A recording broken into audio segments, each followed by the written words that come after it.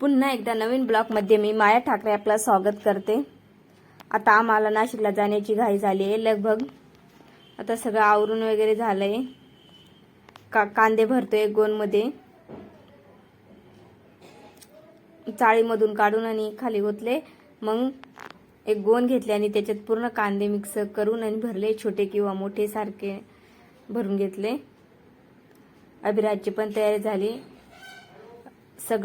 अर्णवची पण तयारी झाली आणि बॅग पण पॅक करून ठेवली।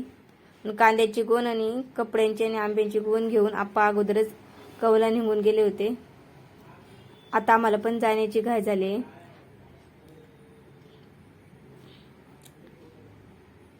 आता नवीन घराची झलक दाखवते थोडी तुम्हाला। आपण नवीन घर, चला आता आपण घरमध्ये प्रवेश करणार आहोत। हे पहा, तुळशी इथे लावले, वरती गणपती बाप्पा लावलेला आहे। घराचं काम अपूर्णच आहे। हे पहा वर ते कसं केलंय, वरती पहा। आता आपण किचन मध्ये जाणार आहोत।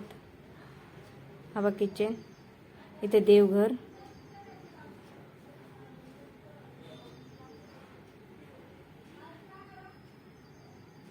धान्य ठेवण्याची खोली,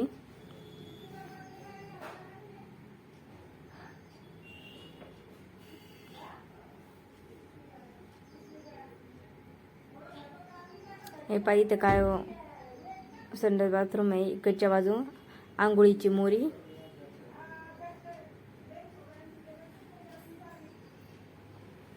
आता आपण थेट बेडरूम मध्ये गेलोय। इथं कपाट बनवण्याचे काम चालू आहे।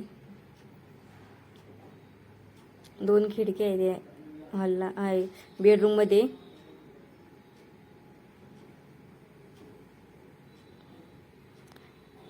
या घरामध्ये 3 बेडरूम आणि 1 हॉल आणि 1 किचन आहे।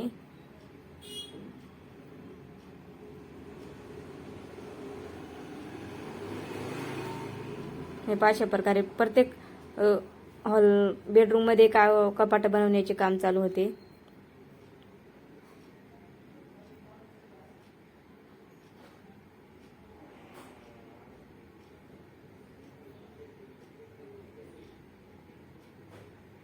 दरवाजा,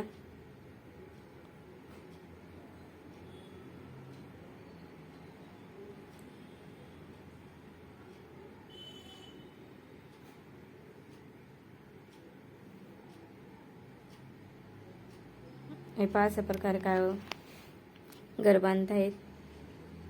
इकडच्या साईडला चाळ आहे, ती नारळाचं झाड, आणि परत हे वरती ना लाईट लावायची आहेत।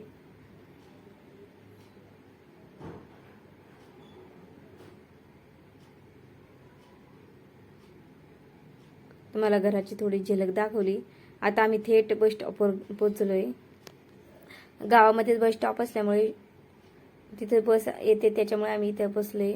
वहिनी पण आलंय, भाचा पण आलाय, आई, अर्णव, अभिराज इथे बसले सगळेजण बसची वाट पाहत।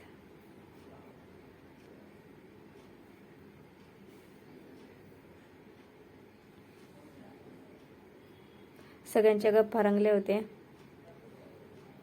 तेवढ्यात बस आली आणि आम्ही बसमध्ये बसून गेलो आणि थेट कळवणला पोचलो। तिथं आप्पा पण आले होते, माझी सासू, अर्णव, अनुज, अभिराज, माझे सासरे पण आले होते।